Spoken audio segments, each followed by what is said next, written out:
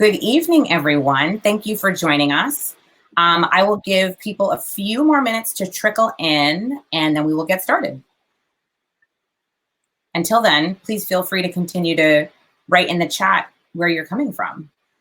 Ooh, Lorraine Katzberg is wearing her t-shirt.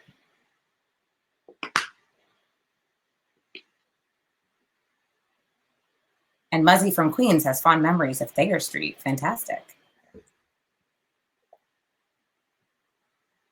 Oh, lots of people from Cooperstown. And the Boogie Down Bronx. Fabulous. And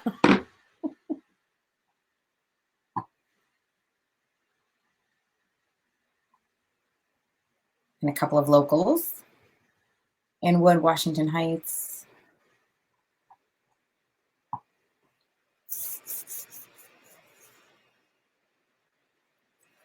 Oh, and Muzzy got a t-shirt too. Great. Oh, and some of our former presenters from earlier in the series are here. Okay, so I will give people one more minute and then we will jump in.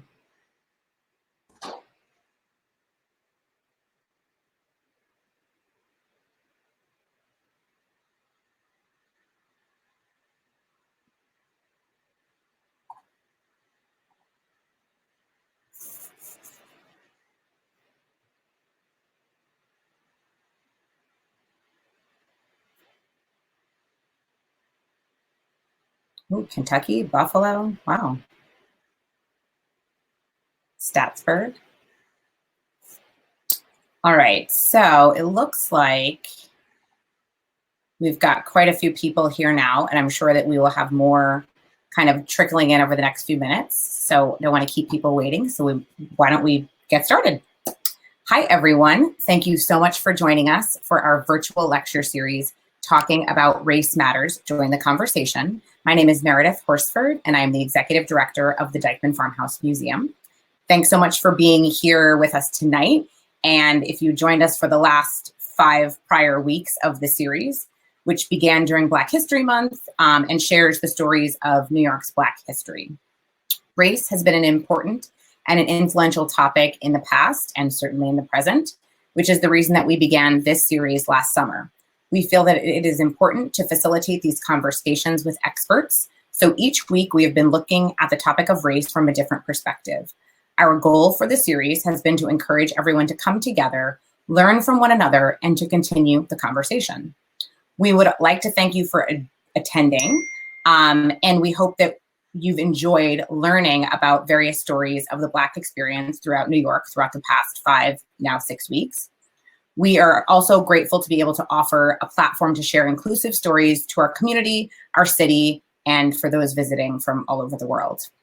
Before we get started, just want to make sure you're familiarized with Crowdcast, the platform that we are using for the series. You've already seemed like you've made yourselves familiar with the chat box, which is on the right-hand side of the screen. If you have any technical assistance questions, please feel free to write them in the chat. And Melissa, our Development and Community Engagement Manager, will help you throughout the lecture. If you have questions for the speakers, please feel free to click the Ask a Question button at the bottom center of your screen, and we will more than likely get to all of the questions at the end. To date, we have had 500 attendees throughout the last 5 weeks at this series, which we are really excited about. So thank you so much for your support. We really feel strongly that our programming remains free of charge so that it is accessible to all. As a small nonprofit organization, we rely on grants and donations to support programs like this.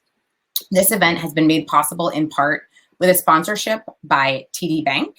This series is also made possible in part by funding from the New York Community Trust, a Humanities New York CARES grant with support from the National Endowment for the Humanities and the Federal CARES Act.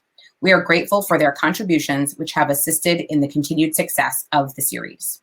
If you would like to make a donation to help us to continue our community-focused programming, it's greatly appreciated. You can locate the donate button at the bottom of your screen.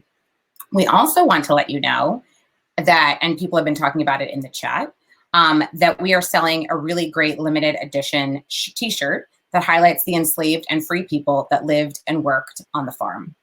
Melissa is going to share the link in the chat that shows the information and what the link to go if you want to order your shirt. It displays the names on the front, as you can see here on the slide, of the names of the enslaved and free people that we know lived on the farm. And on the back, it says, say their names. So please help us support our cause and reach our goal of selling 300 t-shirts during the lecture series, which ends today. And proceeds for the shirt will support further research and educational programs on the topic of the enslaved and free people highlighted on the shirt.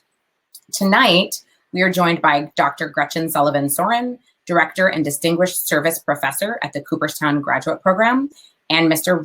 Richard Tomczak, PhD candidate in history at Stony Brook University. Dr. Sorin is the author of Driving While Black, African American Travel and the Road to Civil Rights, which was published in February of last year, and co-director of the documentary Driving While Black, Race, Space, and Mobility in America. Dr. Sorin has more than 30 years of experience in the museum profession, working for more than 250 museums as a museum exhibition curator and education, programming, and interpretive planning and strategic planning consultant. Richard Tomczak is a PhD candidate in history at Stony Brook University. His research examines the entangled relationships among law, labor, and empire in the colonial Americas. Dr. Sorin and Richard have been working closely with us at the Dyckman Farmhouse Museum to assist in the research on a project that we call DyckmanDISCOVERED. It investigates the stories of the enslaved and free people that lived and worked on the Dyckman farm and the community that is now called Inwood. Their role in this project has been made possible with a grant from the New York Community Trust. As we discover new information, we have designed new educational materials for the museum, created public programs like this lecture series, and engaged local artists to produce site-specific installations that communicate the story of these underrepresented people. This project reinforces the importance of inclusive historical narratives in America's historical institutions of all sizes. So without further ado, I'd like to introduce Gretchen and Richard presenting Generations of Slavery on the Dyckman property in Inwood from 1661 to 1827. Thank you, Meredith. Ricky, may I have the first slide, please? So I'm going to offer an introduction to the enslaved people who lived and worked on the Dyckman farmhouse. Next slide, please. Many people think that slavery was just in the South, but slavery really existed in the northern states as well. Slavery was not eliminated in New York State until 1827. And states like New Jersey and Connecticut did not eliminate slavery until just before the Civil War. But it's really important to understand that slavery was different in the North than in the South, and there are very significant differences. Slavery in New Netherland began in 1626 when the Dutch West India Company brought 11 enslaved Africans to these shores. The Dutch needed workers. They tried using workers from Holland, but they wanted to get rich quick in a very lucrative fur trade. And they wanted to go back to the comforts of Holland and to live well there, not in this kind of ferocious new world. So the Dutch continued to import slaves who cleared the forests, they built roads, they built houses, and they built public buildings, and they grew food. So enslaved people provided the foundation on which modern New York was built. The involvement of enslaved people in agriculture fed the city and made agriculture flourish, so that later white immigrants had the incentive to move from the fur trade to farming and to agriculture. Next slide, please. But the introduction that I wanted to offer was a little bit about how slavery was different, and also how museums are just now beginning to interpret the enslaved people who lived and supported the fancy houses that are part of America's museum history. This is Mount Vernon, the home of George Washington, and this house had 181 enslaved people. So a critical mass of people. Next slide, please. And very recently, they have started to interpret the enslaved people, and they've recreated the slave quarters that you see here. Next slide, please. And this is Montpelier. Montpelier is the home of James Madison. And Madison is really the father of the Constitution and one of the co-writers of the Bill of Rights. And for many, many years, the folks at Montpelier never discussed the enslaved people who supported this house. If you think about life in the 18th century, it would have been relatively unpleasant for the white people that lived in these very large houses without the enslaved. Next slide, please. And now Montpelier has really recently started to interpret the slave quarter, and this is a completely reconstructed slave village that is behind the house at Montpelier. Next slide, please.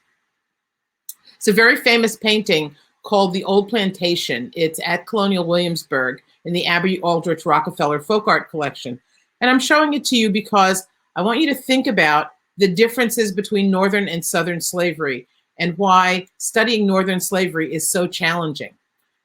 In the South, you had large numbers of enslaved Africans, and you had a critical mass of people.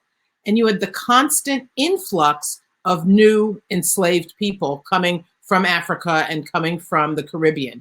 And so these new enslaved were bringing the traditions. They were bringing the music. They were bringing the dancing. They were bringing the craftsmanship from the old world, from Africa to the new world. And there was this constant reinforcement of these cultural traditions. What you're seeing here is an African scarf dance. You're seeing a banjo, which is an African instrument, and you're also seeing drums. So African people had this constant reinvigoration of cultural traditions because of the critical mass of people. In the North, you had very limited numbers. Most people who were enslaved lived on farms with no more than 1 or 2 or perhaps as many as 7 or 8 enslaved people, but not large plantations with large numbers, 300, 400, 500 enslaved people. Next slide, please. I love this slide. This is from Connecticut, and this is Flora. This is a late 18th century image that was created on ink, on paper, of an enslaved woman in Connecticut. And I like it because it does show the continuation of culture. You can see in her hair that she has an African hairstyle. And so we do have these little snippets of information that we can glean about slavery in the North with documents like this one. But very often, you know, we're really putting together the information about slavery in multiple states in the North. Next slide, please. Much of the information that we have on slavery in the North comes from documents like this one, runaway ads. And these runaway ads tell us a great deal about the enslaved people. They tell us what they looked like. They tell us what they were wearing. And very often they tell us about the languages they spoke. And we know that many of the enslaved in the North spoke multiple languages. They spoke English, they spoke Dutch, and some of them up here in the Hudson Valley, in the Mohawk Valley where I live, spoke German as well. So there were many little details that you can glean from runaway slave ads. Next slide, please. And then there are documents like this. This is a painting called the Von Bergen Overmantel. It is a farm in Leeds, New York, which is in the Hudson Valley, in the Catskills. And you can see here, next slide, please, a detail. And there's a slave girl who is standing next to the hay barrack, and she's got a bucket. So you can see this is a very wealthy farm, a large farm. And the house actually is still standing, although none of the outbuildings are standing. So on the left side of the painting, we can see a slave girl, and the next slide is the right side of the painting. And you can see the family and another enslaved person all the way on the right. So you can get a few details about slavery from documents like this. Next slide, please. And documents like this, which is the Dyckman farmhouse. And so I am going to turn this over to Ricky, who has done the bulk of the research on the specific individuals, Hannah, next slide, please, and Gilbert and Francis and Harry and Will, who lived and worked on the Dyckman farmhouse. It's all yours, Ricky.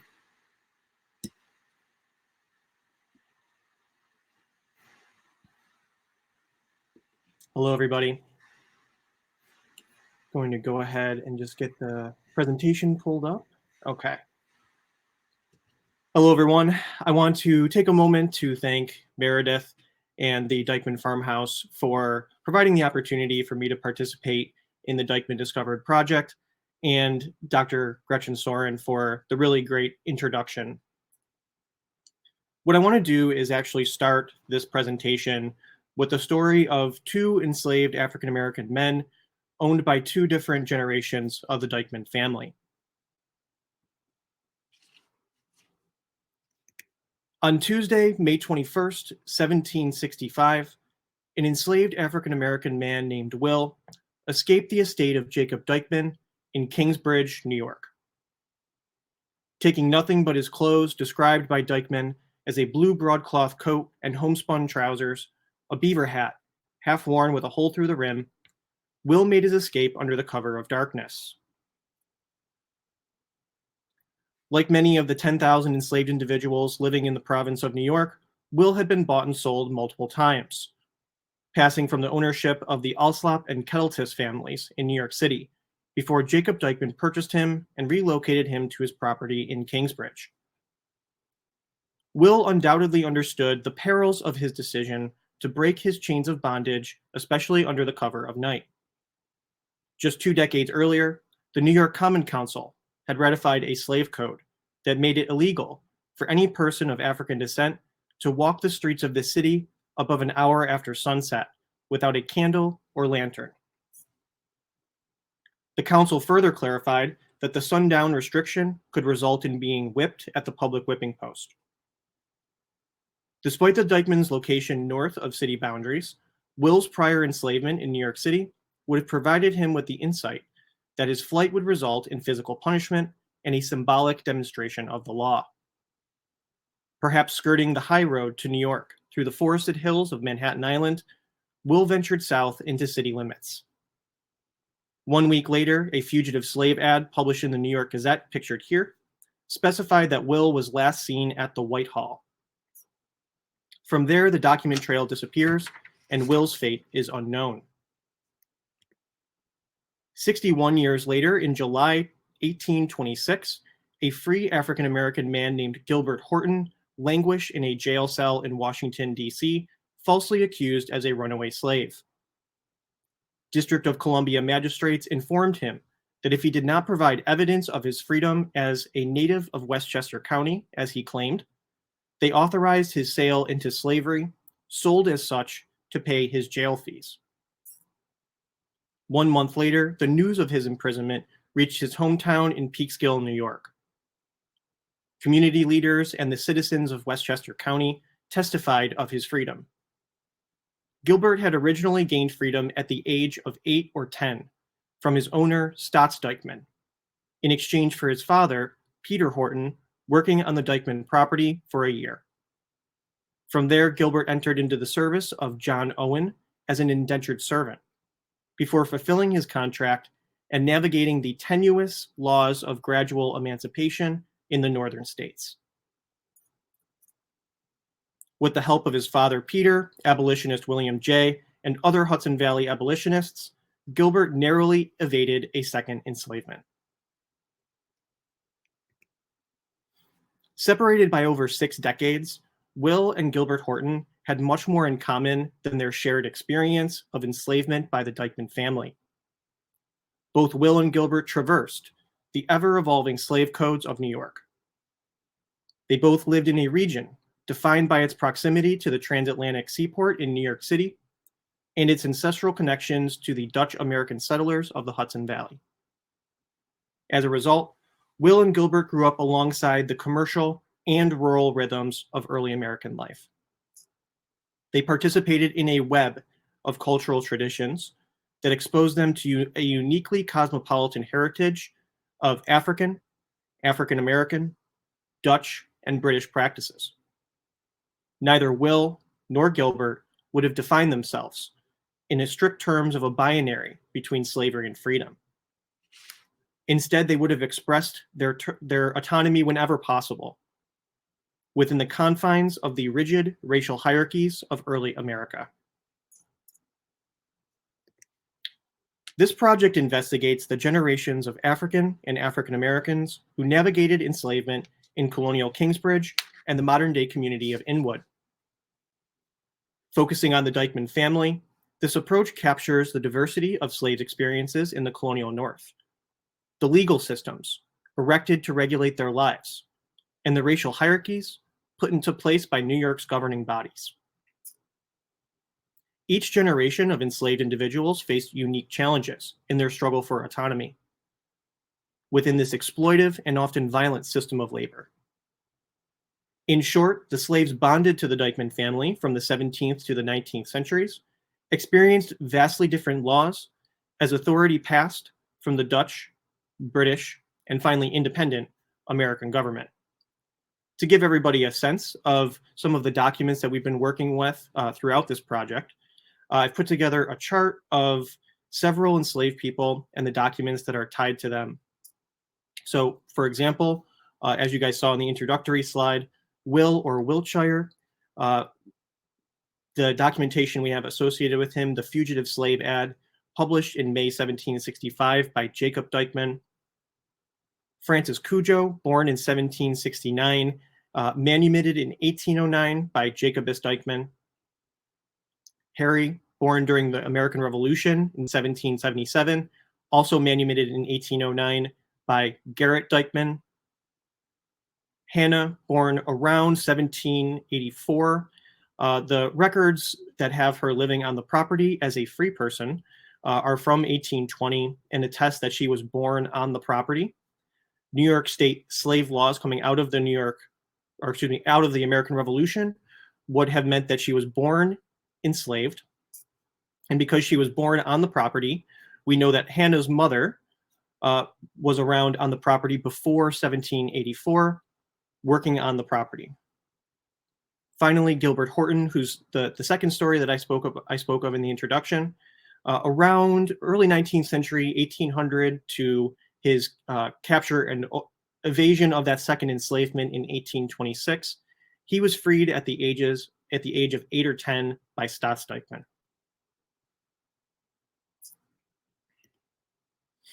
To give you guys a sense of where the Dyckman property is located, I know that this map might be a little bit disorienting. I think we're used to seeing Manhattan Island on a north to south axis, but I have this is Manhattan Island, and I have an arrow pointing towards where the city was extended to during the early to mid 19th century. Under the Dutch, and I do have maps later on in the presentation too, under the Dutch, the city extends to around where Wall Street is today. Under the British, it went to where City Hall is located, so the modern day Lower Manhattan financial district. And by the 19th century, the grid system of Manhattan, of New York City, creeping up towards where Central Park is located. The rest of Manhattan Island would have been rural and agricultural. And I put a rectangle around where the Dyckman property was. It extended from river to river. I know it's probably hard to make out on the map via computer screen, but the name Dyckman is actually listed on the map. And as you can see, they are located at this critical juncture between the Manhattan Island and the Hudson Valley. Slaves on the Dyckman estates of Kingsbridge and the Hudson Valley not only traversed the legal restrictions that increasingly sought to commodify their labor, but also the landscape of northern Manhattan. Located on a critical junction over the Harlem River, the Dyckman property connected their slaves to the commercial hub of the British Northeast in New York City. and the large Dutch American manors that employed hundreds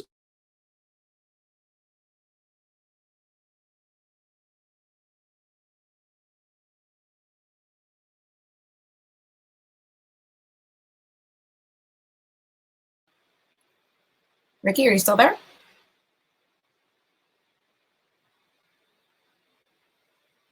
He looks frozen.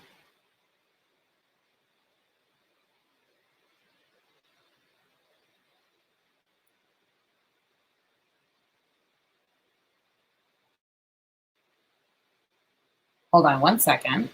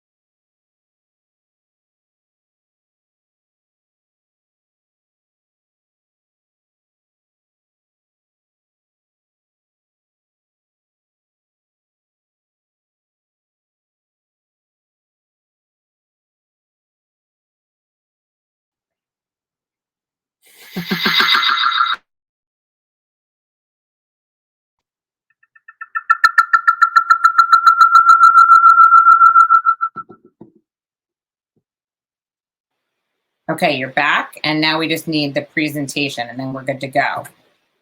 Okay. Oh, and it's making a very weird sound.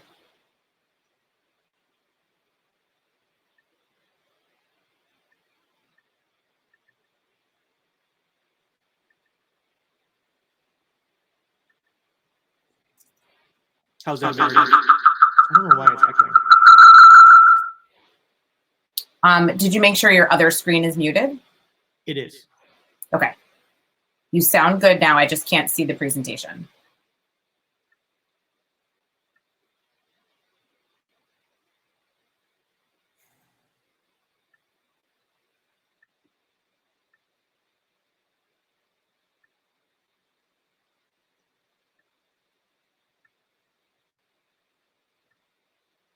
Do you want me to try sharing it from my screen? I think I should be able to get it. Okay. So we just need to put it into presentation mode. You know what, though? You need to probably, there we go. Okay, so can you just go back a few slides? Because I think on slide 21 is where I lost you. Okay. Okay, thank you.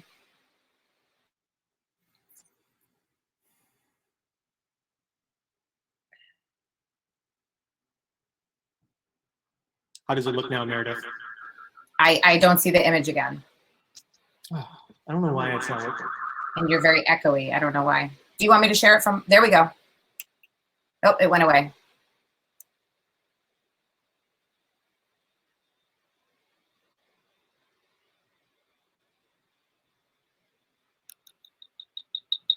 Happy to share it from my screen if that's better. Okay. Let's see here.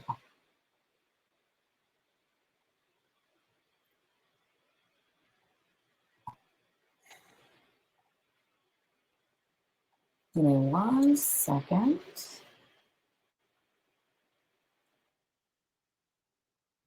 Is there still an echo? I don't know why the echo is. There is. Let me mute myself and see if it goes away. Is there still an echo? Yeah, I can hear it.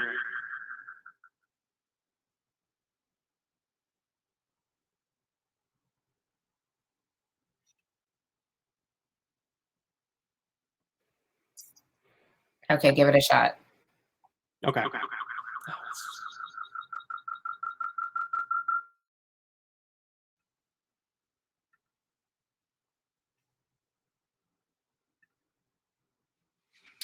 Meredith, there's a little bit of echo on my end. I hear that. Yeah, I can still hear that. It's weird. Do you want, how about you close? Yeah, I don't think he has headphones on him right now, Melissa. Can you just close your window and just click back into the link and log back in? Sure.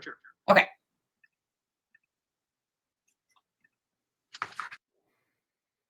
Okay. Hang on, folks. Technological difficulties.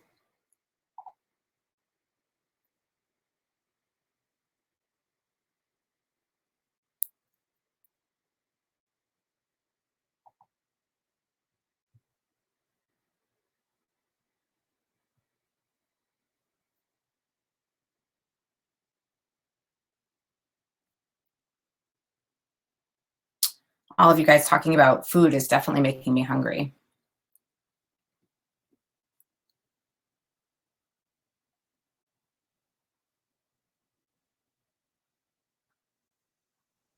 Okay, so I am back. Sounds good. Carry on. All right. Sorry about that, guys. I do apologize. Meredith, I will let you know. I'll just say next slide when the time is ready. Sounds good. Sounds good. Okay. Sounds good.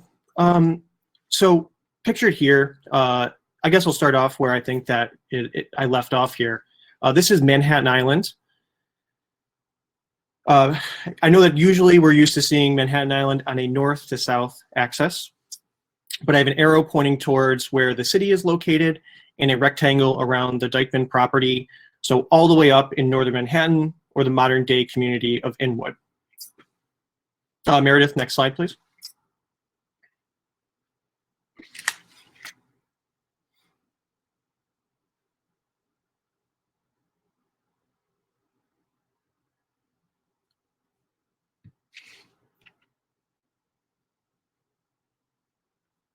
Meredith, next slide, please.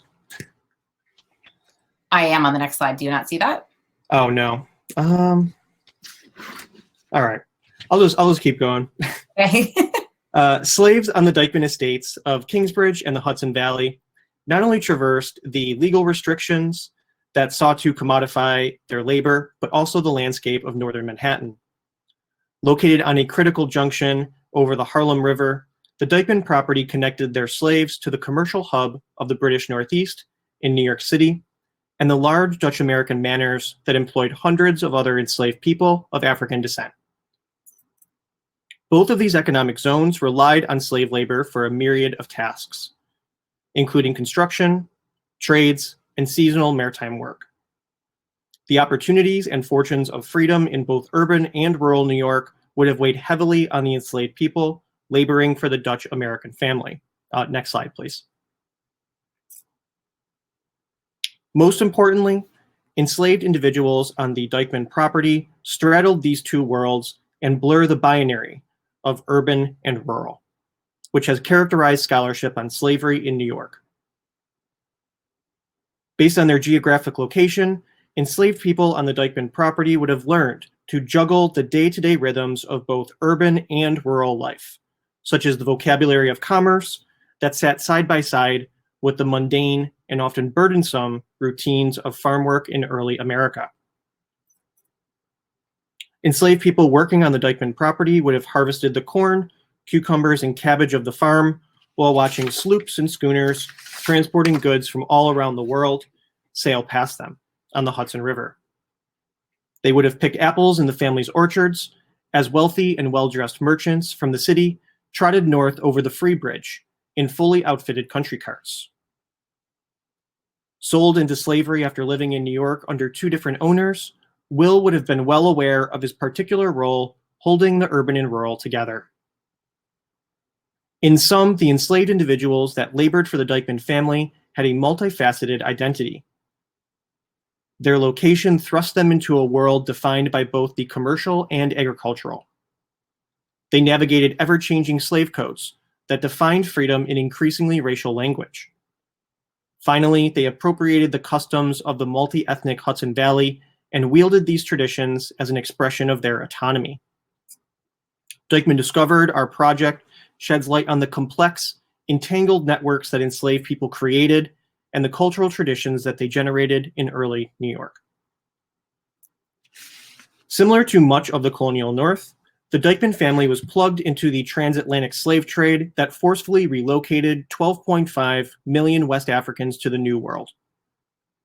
Coerced into working for Southern planters and Northern farmers alike, the enslaved people that came to America did so against their will. In the North, two major auction sites served as the western endpoints of the Middle Passage.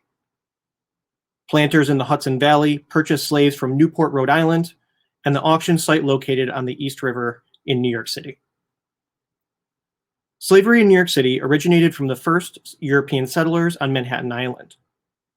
In 1626, the Dutch founded the trading post of New Amsterdam near the southern tip of the island and established a small permanent settlement to house the families of the Dutch West India Company. Seeking to expand their foothold in the New World, the company offered incentives to white colonists, including vast estates and manors in the Hudson Valley. Encouraged by profitable trading posts in the Caribbean, the company authorized the importation of African slaves to the fledgling northern seaport. Of the 150 slaves living in New Amsterdam by the English conquest, most acted as municipal workers, building and repairing fortifications, roads, warehouses, and other structures of the corporate state. By the time that Jan Dyckman, the first Dyckman to arrive in the Americas, by the time that he arrived in the colony from Westphalia in 1661, slavery provided a cornerstone of labor in New Netherland.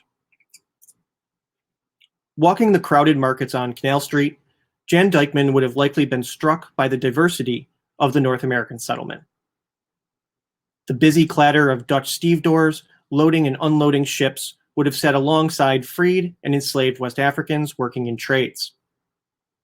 Indigenous American fur trappers, the Lenape, trading with the company would have added to the cosmopolitan environment.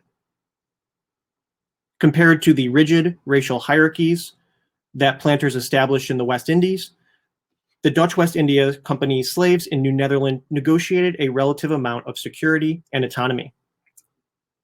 Put simply, the Dutch depended on slaves of African descent for most tasks. At the seaport, originally housed in the fort's barracks, some of the company's slaves secured the right to live out and work on their own for a stipulated amount of time and labor. Meredith, do you mind going back 2 slides?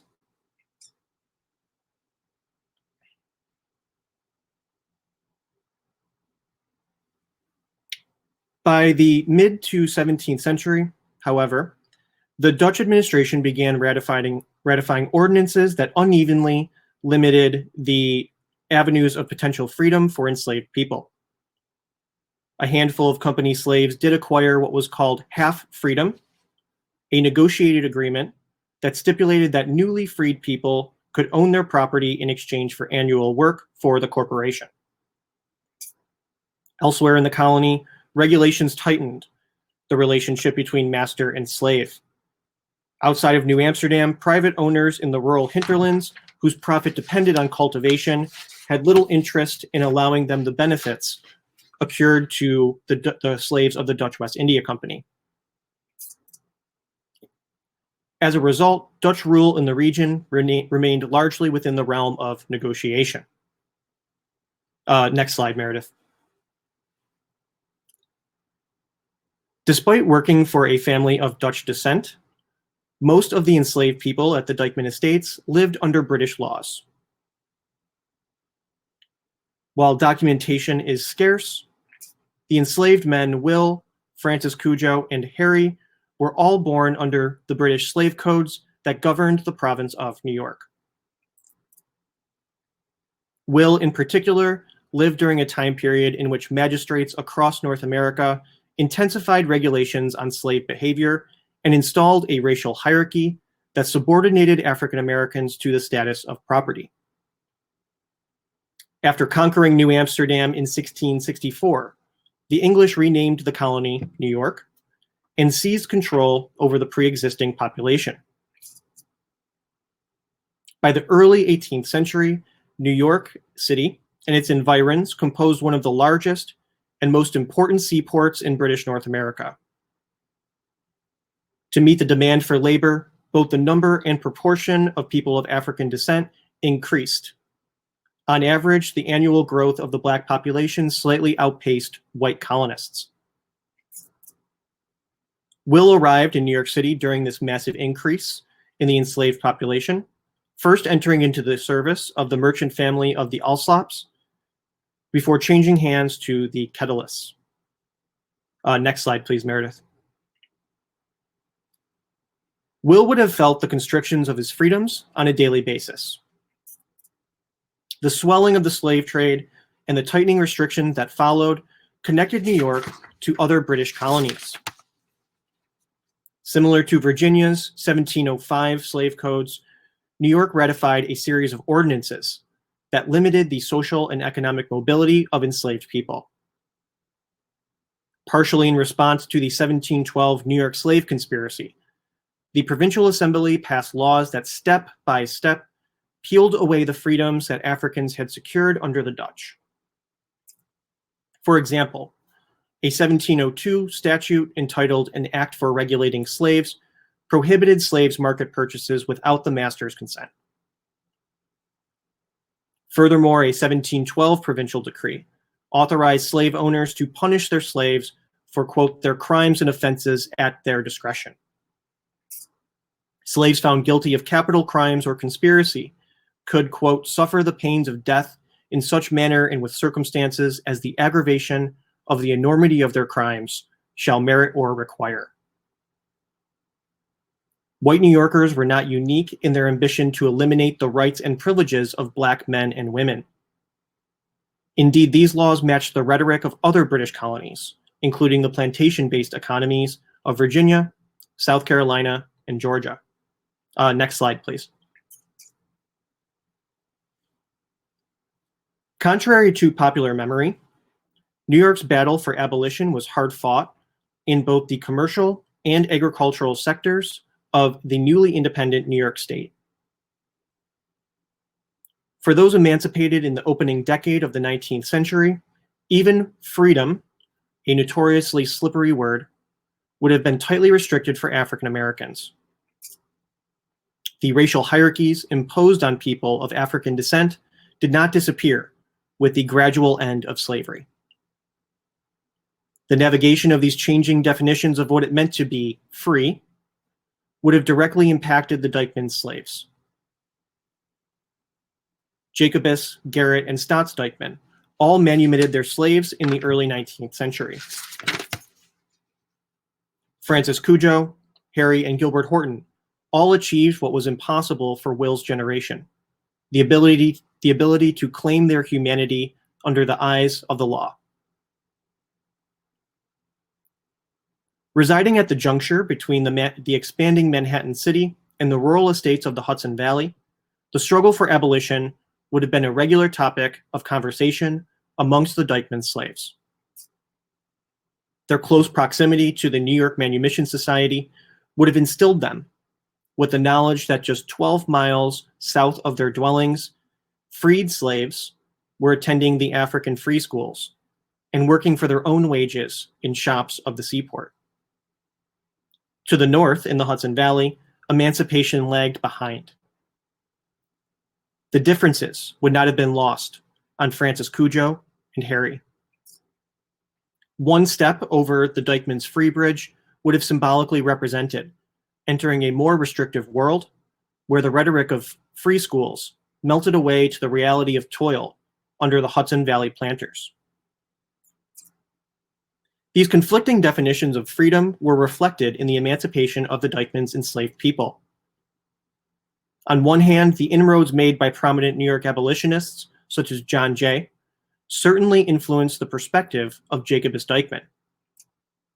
For example, Jacobus employed abolitionist rhetoric, pictured here on the right side of the screen, the manumission papers of Francis Cujo.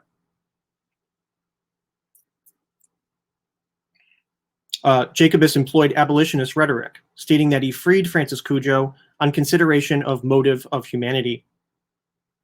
In other cases, the family held on to negotiated manumissions, a popular tactic of the early 19th century. Stotts Dyckman released 8-year-old Gilbert Horton only after his father, Peter, agreed to serve Mr. Dyckman for 1 year of his son's freedom. The demand for labor on agricultural estates in the Hudson Valley where Stotts lived made these negotiations common. Most freed slaves entered into the contract of indentured servitude that tied them to the property of their former owner. Peter Horton's negotiation for his son's manumission represented the gradual steps New Yorkers took to ensure that people of color remained tied to their land. As historian Patrick Rail argues, freedom thus happened not as a single moment in which slave owners were divested of their chattels, but as a process through which slave owners gained much of the labor value of their slaves, even as slaves became free. Next slide, please.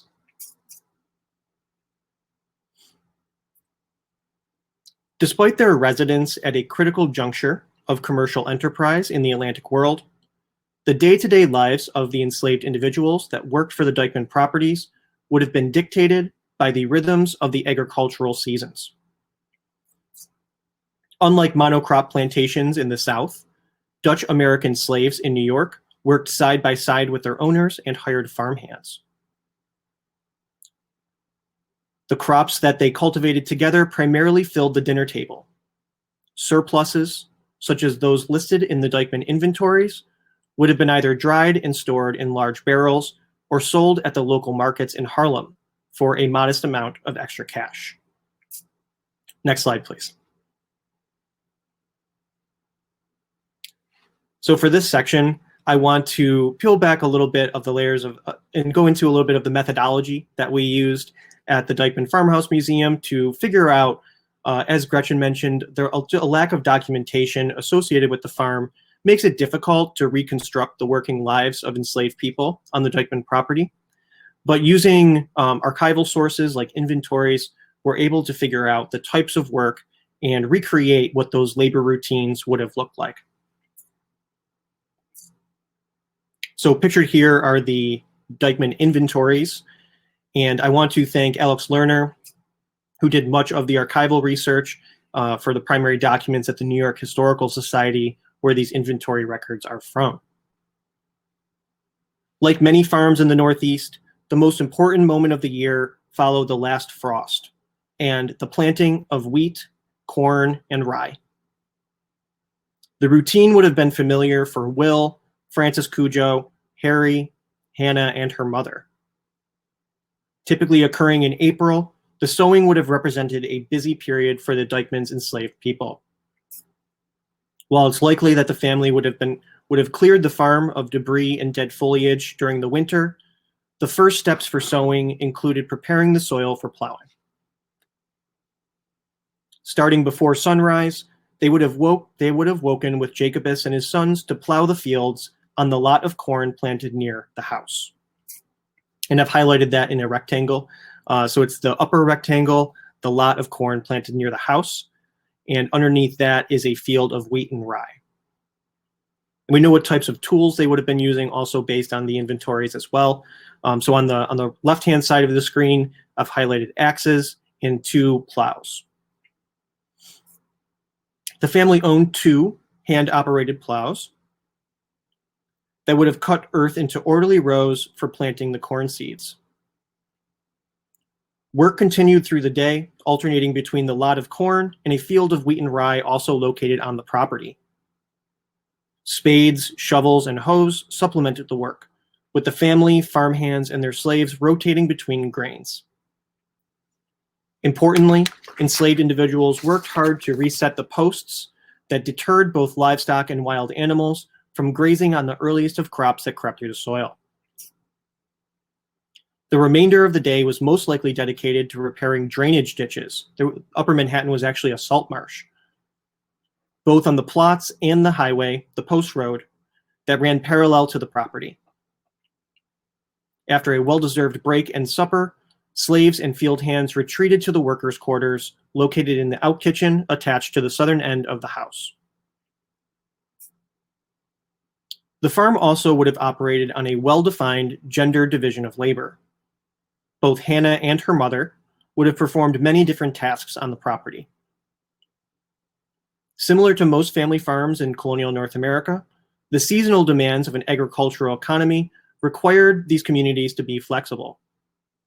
Women, free and unfree, often worked alongside men in the fields and agricultural chores on the estates. Next slide, please. During the mid to late 18th century, the harvest required all farmhands to work the fields cultivating the year's crops. As the humid summer turned to crisp autumn air, the experience would have been similar for Will, Harry, Francis Cujo, Hannah, and her mother. Similar to the sowing, work would have begun early, with the enslaved people of the Dyckman property rising with the family to work. The harvest unfolded in steps. The rye plot would have come first in August, with small grain reaped off the stalks with cradle scythes and loaded onto carts destined for the threshing mill.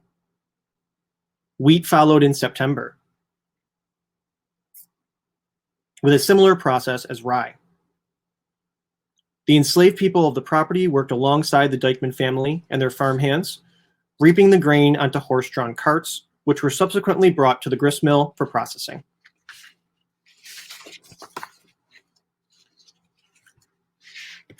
Even in the absence of a plantation complex and cash crops like tobacco and sugar, enslaved people in the North toiled in the autumn harvest. Hannah and her mother would have spent most of the day in mid-October working the garden harvesting any cabbage, potatoes, or other vegetables meant for the family's consumption. Meanwhile, work continued in the apple and pear orchards. While less tedious than grains, the apple harvest in New York was important business. The farmhands needed to pick the best apples while taking less appetizing varieties to the cider press. In the Hudson Valley, the importance of the apple lay in its versatility. Hannah and her mother would have made an incredible array of apple processed goods, including dumplings, pies, tarts, apple cheese, apple slump, and crowdy, a turnover-like apple dessert. Spoiled apples could be cooked down into apple butter and apple sauce. They also would have relocated a number of peeled apples for drying. Simultaneously, farmhands brought the sour apples to the Dyckman's press, where they heaved in the bushels, crushed and squeezed them into barrels of cider. Next slide, please, Meredith. While the onset of winter signaled an end to the agricultural labor, the Dyckmans enslaved individuals continued domestic work around the property. Drying, salting, and canning food took the priority in the household, with Hannah and her mother most likely busy ensuring that the year's harvest maintained the family through the long winter months. In Jacob Dyckman Jr.'s public house, the Black Horse Tavern, nearby farmers and laborers relaxed after an arduous harvest. Despite a 1741 law banning the sale of liquor to Africans and African Americans in taverns, Jacob's slaves most likely would have taken on some form of domestic function, either serving, cooking, or cleaning the public house. Located on the 7-mile post road, travelers and locals alike frequented the establishment, fondly remembered by its patrons as an easy and common stop to obtain refreshments. Indeed, as historian Benjamin Karp states, taverns in colonial New York served as key locations of communication. In particular, taverns became the focal points of political discussion.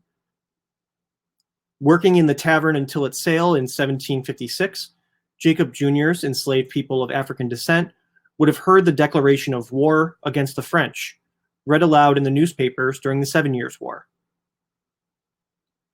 The call for militia and provincial company enlistment, and watched as nearby farm boys signed up on the muster rolls for Kingsbridge to fight. They also would have heard avid discussion of imports coming to the seaport and watched as global commodities from around the world circulated through the region. The generations of enslaved people that worked for the Dyckman family experienced ever-changing legal codes that restricted their movement, behaviors, and well-being. From Dutch half-freedom of Jan Dyckman's New Amsterdam to the negotiated manumission of Gilbert Horton, the family and their slaves were at the center of unfolding chapters of American history. Their close proximity to New York City and the Hudson Valley estates would have made the Dyckman slaves cosmopolitan in the truest sense, with the ability to navigate the rural and urban landscapes of the region. In short, the lives of enslaved people of the Dyckman family shed light on the complex relationships forged in New York and the transformation of slavery in the North. Thank you.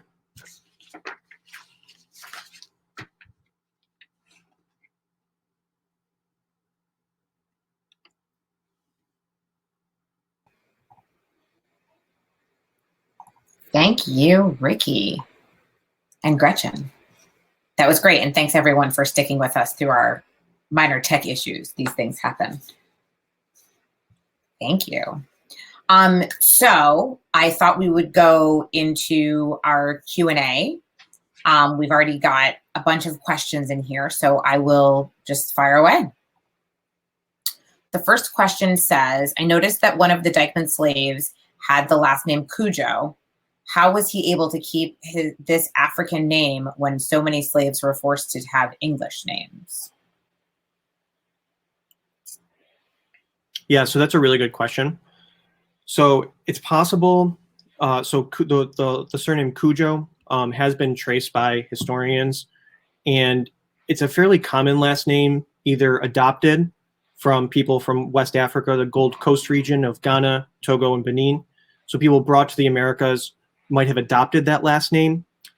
So people have historians have tried to trace the ancestry and the heritage of that last name Cujo. So it's possible that Francis Cujo either adopted that name himself or was given that name by the Dyckman family, indicating his ethnicity. Thank you. Okay, the next question says, in the North, if enslaved people ran away, where would they go? Canada? Yep, you're muted.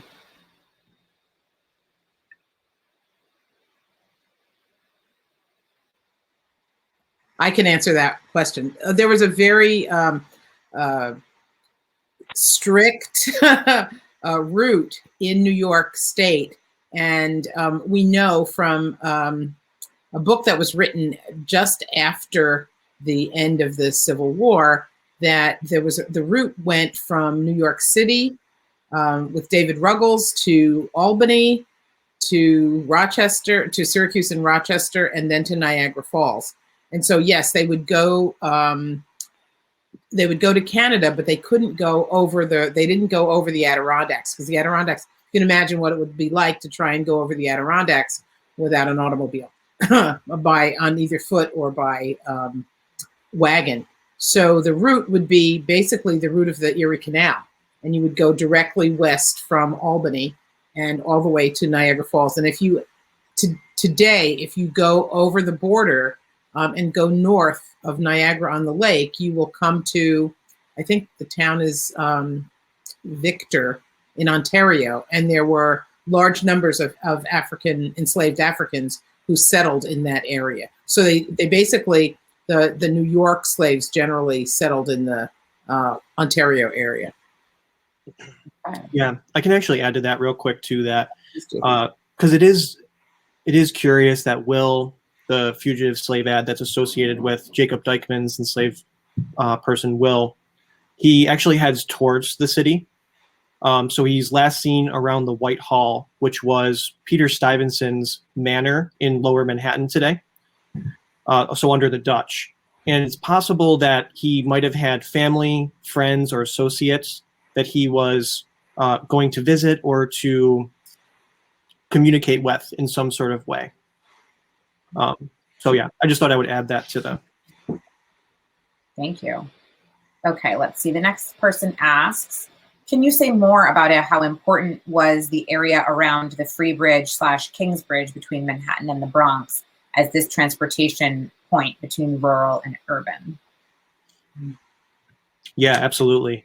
I think that on one hand, a lot of the scholarship of colonial New York and slavery has focused around the binary between the urban routines of the seaport, working in trades and crafts down by the docks and the warehouses, and the agricultural labor taking place on the larger Hudson Valley estates. So I think that slavery in the modern day community of Inwood, Kingsbridge, Yonkers, Westchester County provides this really critical linkage point. And hopefully, we can continue to do more research about how the enslaved people interpreted that experience themselves. That's really the major goal of this project, Dyckman Discovered, was to uncover and reconstruct the lives and how they experienced all of the different laws that were put on top of them. So I think that more research has to be done, but I think that they serve this really important point between bridging the urban seaport and the more agricultural Hudson Valley.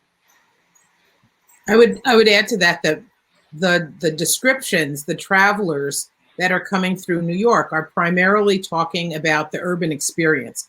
They describe lower Manhattan, but they don't describe the area, the rural area, which is where Dyckman is. So I think that's one of the reasons that it's relatively difficult to kind of piece together this story. But Ricky, you've done a fabulous job piecing it together. I think and it's getting there. It's just going to take a lot more research.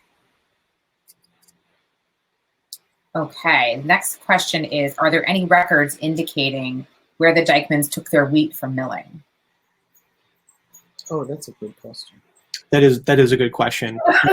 Yeah, I did try to figure this out as we were doing research. There was a whole part of the initiative where we tried to recreate the labor routines and what that would have looked like each season.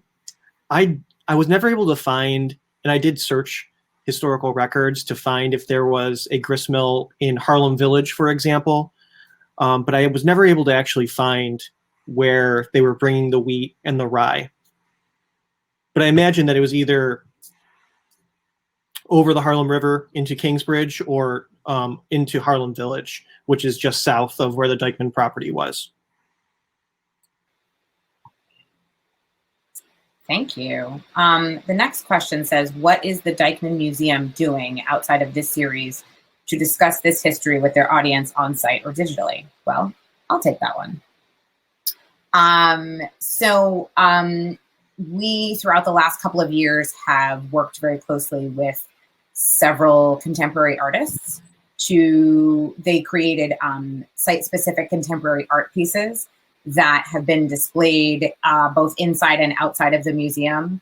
All of those installations have been in response to this research and this topic that we're talking about today. So if you were to go and visit the museum, which you can do on Thursdays and Fridays, check out our website, you will see that there is an installation that will be up through the end of August into the beginning of September that is created by 3 different artists that really speaks to this research and the artist's reaction to this research. And this is something that the next phase, when we receive funding for the next phase of this project, will really be to rethink the interpretation throughout the museum. Right now, we are doing programs like this, and we have a lot of information to be seen and discussed at the museum around contemporary art. And then we will have more programs to come. The next question is, in the introduction, Dr. Sorin showed a slide with a newspaper ad from Philip Livingston for one of his runaway slaves. Is Philip Livingston related to Edward Livingston, whose plaque is located on Wall Street? Yes. Yeah, that's Okay. Yes, that's a New York. That's in the New York Livingstons, and yes. Great. Okay. Next. What? I have no other information, but I can Okay. answer another question that's in the chat about what's the name of the book. The book is called The Underground Railroad, and it's by William Still, and it was written right after the Civil War, and it's available in reprint. All right. The next question is, could the Dyckmans have used the Van Cortlandt mill for wheat and corn? Yeah, I do think that. I'm hesitant to say that to like have any specific location, but yeah, it's very possible. That's certainly what came to mind, and I tried to find documentation that would have connected it. It's also possible, there's no mention of a threshing mill or a grist mill on the property itself, but some of the neighboring farm properties might have also had some sort of mechanism to do that. Yeah. One of the things that we've been looking at is that Ricky's been looking at are the trade routes. Where did the food that was grown in Upper Manhattan go? Did it go south or did it go north? And where did the food? Because we know, for example, that there was flour coming into New York City from the Mohawk Valley. The roads basically were the Hudson River was a road. And it was easy to bring food all the way down from Albany to from the Mohawk Valley. So we wondered what are the trade routes. That's a research question that's still open. Yeah, I would, and yeah, absolutely. And I would also add to that there are accounts, as Gretchen was saying, of enslaved African American men from the Hudson Valley, probably not too far north, but I guess Westchester County today. Actually ferrying goods and supplies to the New York City markets during the colonial period and into the independent American New York State. So the goods were coming both north and south. Yeah. One other thing I will add to the prior question about what other things the museum is working on is we are, as has been referenced in prior lectures, there was a burial ground where enslaved people who from the neighborhood were buried. And that is very near the farmhouse. It's on 212th Street, close to 10th Avenue. And that is now the site of an auto parts store on one part and the parking lot for a public school. So one of the other projects that we've been working on is working with the Department of Education to commemorate that site in some way. So just wanted to add that as well. Next question is there any landmarking at the slave market at Wall Street? There is. Yeah, there is. And I highly suggest if you are down, it's so easy to get overwhelmed in Lower Manhattan, not only because the buildings have been constructed on the original colonial street plan, so you get this cavernous sense as you're walking around the financial district. So not only can you walk around the colonial street plan, but yes, there is actually a marker on the corner of Wall Street and Pearl Street, I believe. And it's in a little sitting area, a little park area. Rather small, right, Ricky? It is. Yeah, it's just a plaque. And it acknowledges that gradual emancipation did not end until 1827, July 4th, 1827. So it commemorates both gradual emancipation and the New York slave auction site. And there's another question about when did the actual slave trade in Lower Manhattan end? I don't know the answers. Ricky might. Yeah, that I don't know. I don't know the specific year, but I do know that references to the slave auction site do state that it continues through the 18th century. So I don't know a specific date. Yeah. Okay. The next question is, did the enslaved people on the Dyckman farm have any contact with those on the Phillipsburg farm in Terrytown? I believe it had a grist mill on it. Yeah, another great question, and definitely another question that we've had discussions about is the network of enslaved people outside of Inwood, outside of Kingsbridge. and they certainly would have had some form of contact. I think that during most of the agricultural seasons, the workday would have filled up too much time to travel. So especially the spring and the autumn, where people, enslaved people and farmhands are working sun up to sundown, harvesting crops and processing crops.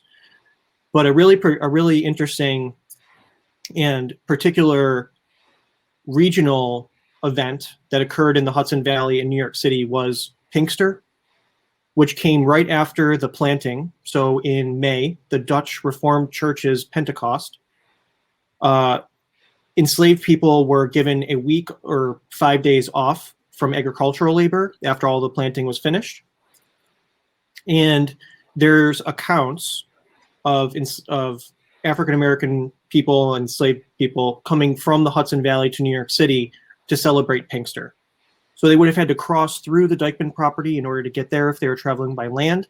So they certainly would have had some interaction with other networks of enslaved people in the Hudson Valley. The next question is for Dr. Sullivan. What was the name of the book that describes the escape route to Niagara? Is that the one that you just mentioned? Yes, that was William Still's The Underground Railroad. Okay, thank you. Published in the late 19th century, but available as a reprint. Okay. The idea of enslaved people bridging urban and rural spaces is an interesting one. It sounds similar to the dynamic in the Baltimore/Eastern Shore region, famously described by Frederick Douglass. Have you thought about other places in the Atlantic world where this dynamic might have existed? Yeah, absolutely. In fact, a book by Seth Rockman called Scraping By was a major inspiration for this project. That's on early 19th century Baltimore and slavery in Maryland. So yeah, absolutely. I think that one of the important things that we can do to further investigate this is to connect the different types of regions and the different types of worlds in which enslaved people navigated, without, blurring that binary between urban and rural, plantation agriculture in the South and more urban work or labor routines in the North. So that's definitely one step that I think that building a larger project around the information and the documentation that we have. Yeah. Let's see. Could you address the history of forming historic sites like Dyckman and why these stories were not told at that time?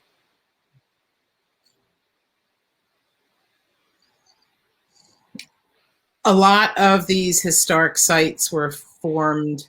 Well, first of all, there was a great deal of feeling that patriotism was important. A lot of these sites were formed around a very patriotic view of history, and the story of slavery didn't fit into that patriotic view.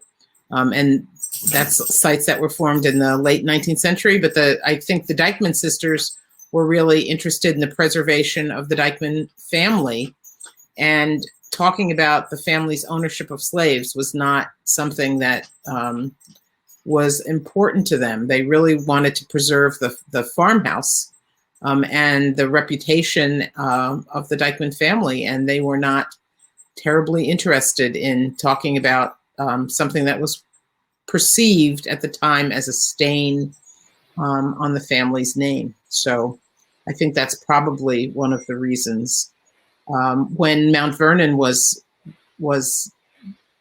preserved, the purpose of Mount Vernon was to preserve the Union. The Mount Vernon ladies thought that if they could save the home of George Washington, they could preserve the Union. But the Civil War was fought over slavery, so that certainly preserving Mount Vernon to talk about slavery would certainly not have fit into that narrative. Okay, the next question was, where was Jacob Dyckman's Tavern and when was it closed? Meredith, do you know from maps based at the Dyckman property where the tavern was located? I've seen I don't know off the top of my head. Yeah, I've seen references to it on the Post Road. So I imagine somewhere between there where the farmhouse is, and Harlem Village. So around somewhere within that segment. Don Rice must know, don't you think, Meredith? Can he answer that question? Don Rice probably would know if he's still here. He could write it in the chat. Who knows? Let's see if he pulls that up. That is the kind of thing he would just know off the top of his head. We'll table that. Oh, Stephanie says roughly Broadway and Dyckman intersection, I think. Oh, so I mean that's just a few blocks south of us. Oh, Don said he thinks he had two taverns. Two taverns. Oh. Don knows. Okay. Well, let's move. We have a lot more questions here, so let me keep rolling. Would the enslaved receive a premium if they passed established production quotas or thresholds on the farms? I've never seen any evidence of it, especially not in the northern areas. I'm going to speak very generally because I haven't seen any references to it in historical scholarship or primary document research. I think that because most family farms in the Northeast, outside of some of the very large agricultural estates and manors like Phillipsburg Manor of the Hudson Valley, which is a little bit larger in scope and size, and producing crops for sale at the marketplace. At a farm the size of the Dyckman property, most of the work would have been towards either harvesting food for the gear to feed the family, preserving that food through the winter from the harvest, or selling whatever was left over at at the market. So I imagine that the work routine itself would have unfolded throughout the day. And when the work was finished, when the sun went down, the family retreated back to the house, they had supper, and they began the day again the next day. So in other words, getting back to the question, I don't imagine that I've never seen evidence of a quota system like some of the rice plantations in South Carolina, for example, or cotton plantations later in the South in the 19th century.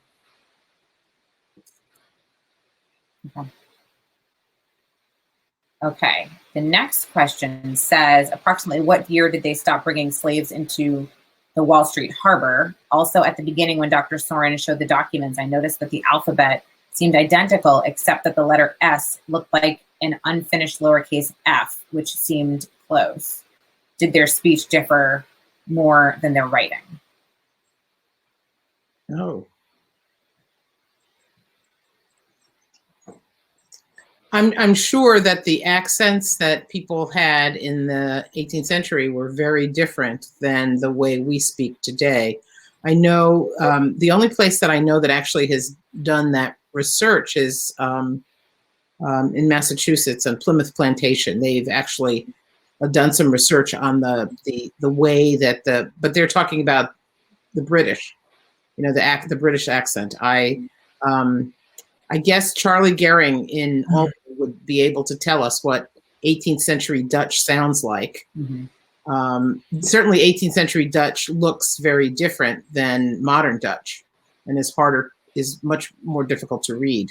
So I assume that there was an accent that was very different from contemporary Dutch. And I think that the language that was spoken in New York State combined there was probably African and Dutch and English and all kinds of combinations of those languages. I'm sure that there were a lot of people that used words in all of those languages, and maybe some others like Ladino, which was a Jewish dialect, Sephardic dialect.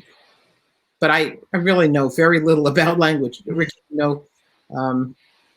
can you add anything to that? Meredith, did the original question, did the question ask about the F in the writing? It was the S, saying that the S looked like yes, similar to the F.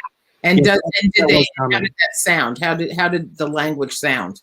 It was just pronounced. That had to do with the way that I used to know the actual story behind it, but the way that printing presses were set up in the time period, because they had to set in each individual letter. S or two S's in a row would be used with that F symbol. Mhm. So it would be pronounced the same. Okay.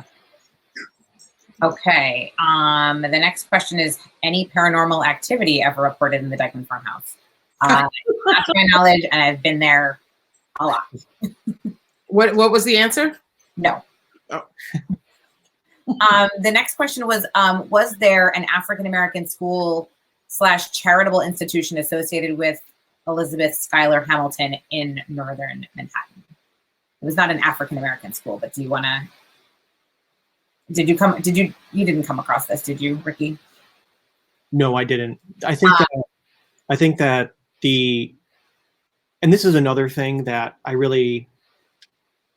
think is unique about the situation of the enslaved people of the Dyckman property, is that not only did they bridge these two worlds as far as labor routines and cultural traditions, but during that period of gradual emancipation, their direction certainly would have been to the south in the African Free School that was constructed, I believe, in Lower Manhattan. But I mean, the attention that would have been drawing towards conversation would have absolutely been something that they were aware of. And then if they turn north, looking towards the Hudson Valley, where the absence of free schools and even the rhetoric of freedom and emancipation and manumission kind of melted away under the toil of agricultural work. But yeah, I haven't seen anything associated with the construction of an African free school in Upper. Yeah, well, so there was the Hamilton and Dyckman families worked together to build the first free school in Upper Manhattan, but it was not an African-American school. It was just the first free school. And ultimately there was also the first lending library as well in Upper Manhattan. But again, it was not an African-American school. And ultimately that they created also a scholarship program, which is actually still in existence at Columbia University, that offers scholarships to students going there who are from Washington Heights and Inwood.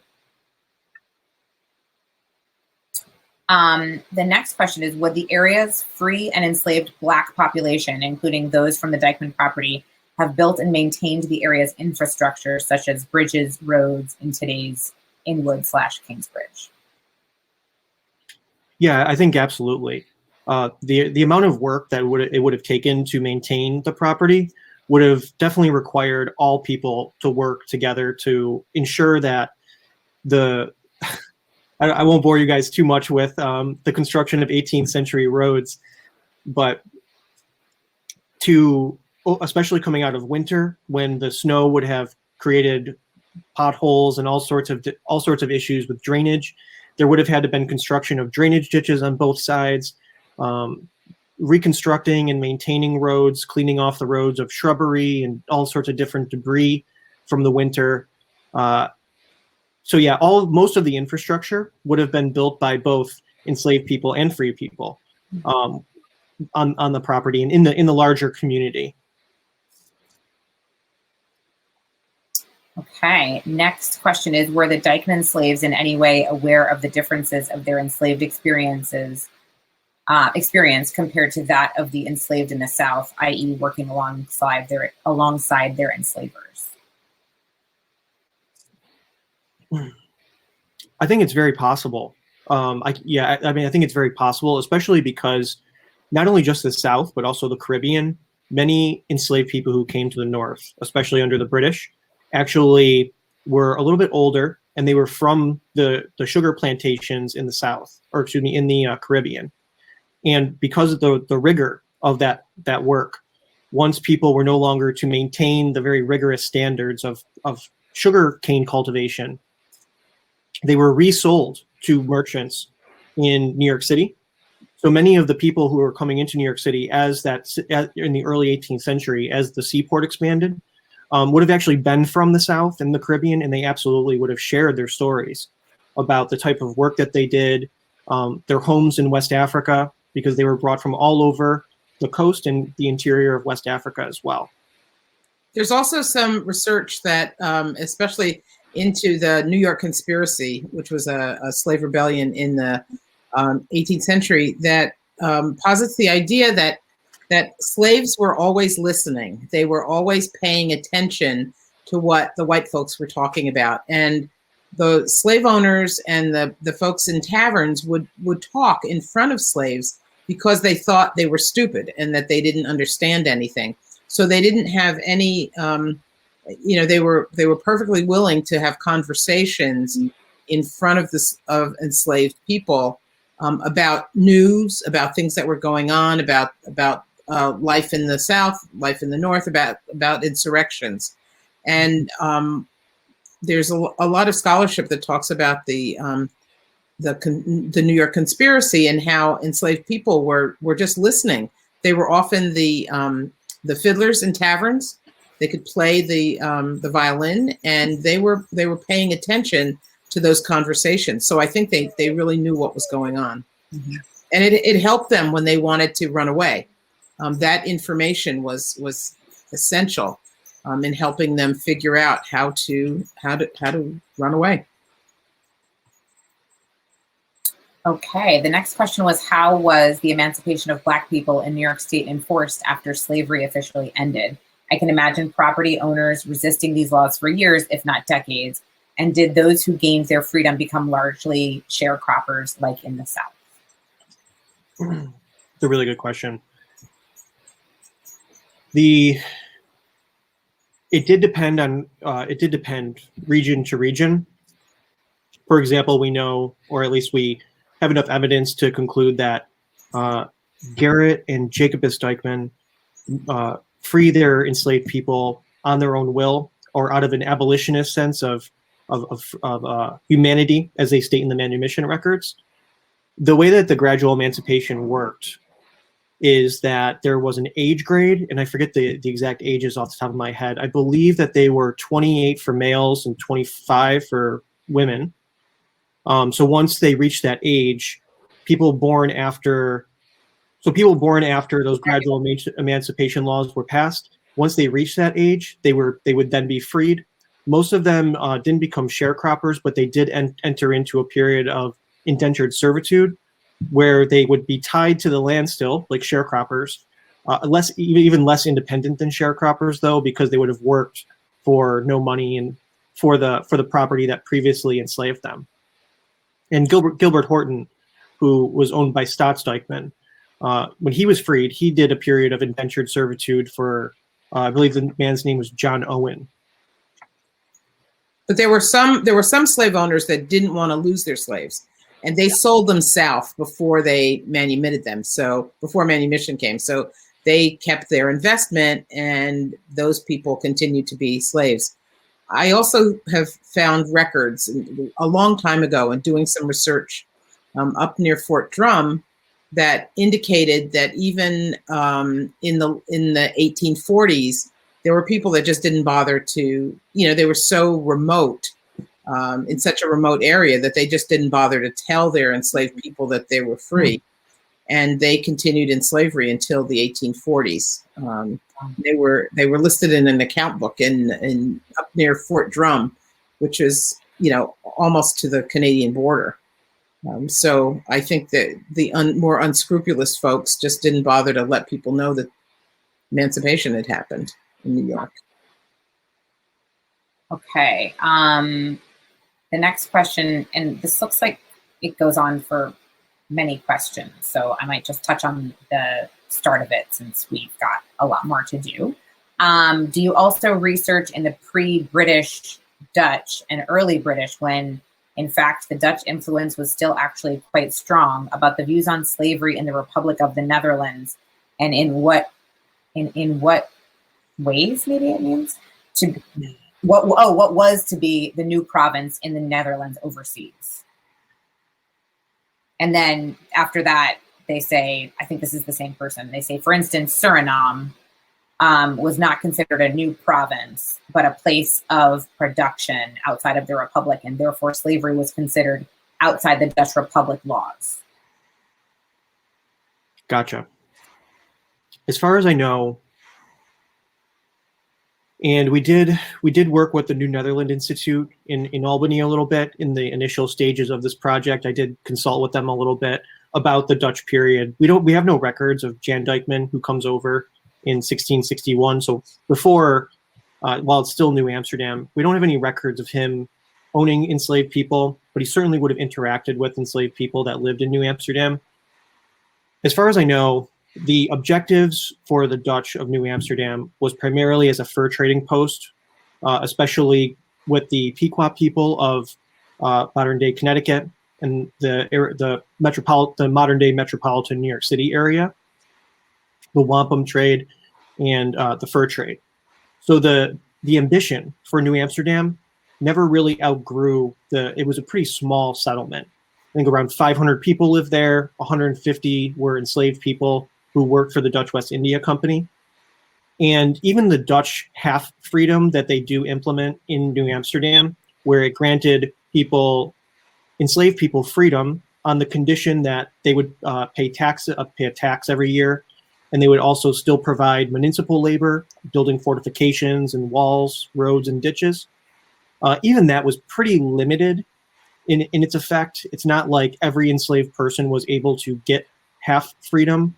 It was completely in the realm of negotiation and differed from individual to individual. Even then, even if people were able to negotiate half freedom, their children were still born enslaved, and it was that way up into the English conquest in 1664.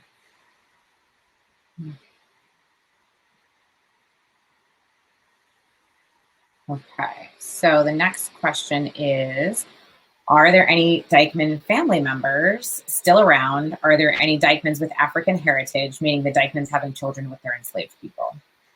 There are Dyckman families still around, family members still around. We have a Dyckman descendant on our board, and his siblings are very involved in the organization as well. I have once seen a census entry that notes someone with the last name of Dyckman as being of African descent. But it's very hard to read, and it's not 100% clear if that is accurate or a mistake. So I haven't come across anything more than that.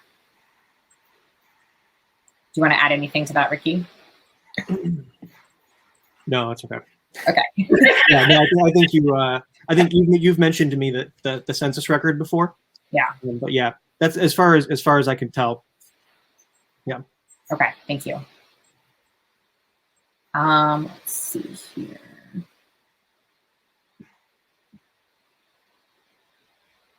Nope, that looks like it's been answered already. So I think we've actually answered all the questions.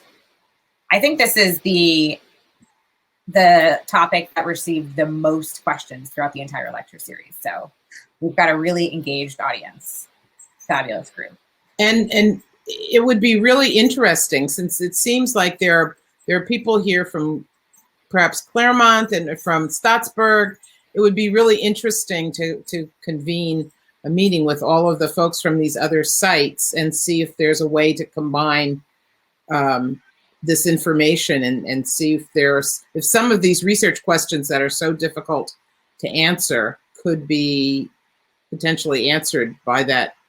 Yeah, combining a group of historic sites that Donna Marie Barnes, who I know is in the chat and who gave a lecture a couple of weeks ago for us, is a part of, along with Phillipsburg Manor and a whole host of other historic sites that we get together periodically and talk about all of this stuff. But, you know, COVID inhibits that a little bit. But I absolutely agree. All the way up the Hudson to Albany and even into the Mohawk Valley. Yeah, absolutely. Try to figure out the trade routes. Completely expand that list. The more, the merrier. So thank you so much, Gretchen and Ricky. You really hung in there for a lot of questions, and it was a really interesting conversation. So thank you. So I hope everyone enjoyed the talk and the Q&A. I hope you'll consider supporting the Dyckman Farmhouse Museum. Thanks also for for joining us for this and any of our past lectures in the Talking About Race Matters Join the Conversation series. Recordings are going to be available for all of the lectures in the series on our website, so check that out. Also stay tuned and follow us on social media as we continue to offer virtual programming and events coming up for the spring and the summer. We hope to see you all in person again soon, and we hope to see people in general in person soon. Thank you so much for joining us, and have a great night. Bye. Bye. Thank you.